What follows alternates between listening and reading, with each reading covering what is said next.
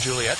We just heard Democratic Congressman Steve Israel say Paul Ryan's budget proposal will kill Medicare. Here to respond is the budget's author, Wisconsin's Congressman and House Budget Chairman Paul Ryan. Congressman Ryan, I guess the first thing that comes to mind as you listen to all that was Medicare. Tell us the truth about Medicare and Medicaid in this plan. Well, good morning, guys. First of all, Medicare. I've heard the same old thing again. We propose the same growth rate for Medicare that the president put in his law that he proposes in his budget. Here's the difference.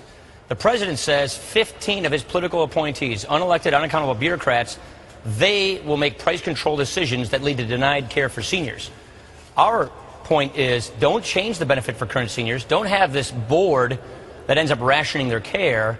And for future seniors, empower 50 million seniors to pick the plans that are best for them, just like we in Congress do for our own health insurance benefits. Right. So we want to say, members of Congress, federal employees, we have a system that works well called premium support. It works just as well for future seniors. It's a bipartisan idea. The difference is the president wants his 15 political appointees to make all the decisions which lead to rationing care for seniors. We say, leave current seniors alone. They already retired. Don't ration their health care. And in order to cash flow that benefit, to prevent the program from going bankrupt, to prevent a debt crisis, have the future program work like the one we have in Congress. It's a bipartisan idea that is proven to work, and we think it will save Medicare. Sure. And so when you hear Steve Israel, as he was with us filibustering a little bit a moment ago, where he talked about how seniors would be, they'd lose Medicare as they know it, that's simply not true. The Democrats are just trying to scare the living daylights out of people.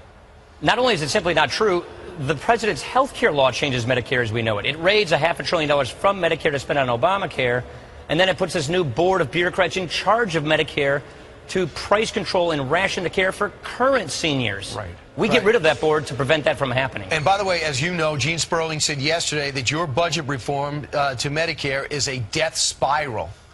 So I guess you're looking to kill people. Well, I think he's using that term because that's an actuarial term that is used if the Supreme Court strikes down the mandate in June, then the actuaries will say that Obamacare will death spiral. And that's the word that the public's going to become familiar with this summer. Right. Because if you take away that mandate, Obamacare collapses. And the word that the actuaries use is death spiral. So I think they're trying to use that word now to put it on us because they know that the health care actuaries are going to put it on them this summer if the Supreme Court knocks down the individual mandate. Absolutely. The Democrats are going to throw everything but the kitchen sink at you. Right. Mr. Israel also was talking a little bit about taxes. He talked about, and we've heard it before, the whole fairness thing, millionaires and billionaires need to be paying more. He did say, however, he was for when some of the Bush-era tax cuts are set to sunset, some of them should be left in place. We're saying change the tax code, make it permanent, and clean out all the special interest loopholes in the tax shelters. 2 brackets. So here's the deal. You take away the tax shelter for the higher income individual so they can't shelter their income from taxation. You get more of their income subject to taxation, and you can lower everybody's tax rates. It's clean, it's simple, it's competitive, and let's not forget that 80% of American businesses file their taxes as individuals, small businesses, the job creators of America. And the president wants their top tax rate to go to 45% in January. Our competitors are taxing themselves, their businesses, at 15 to 25%. It's going to kill job creation. We want economic growth. We want job creation. So clean out all the tax shelters, lower the tax brackets. You get at least as much revenue coming into the government. So we're not cutting revenue.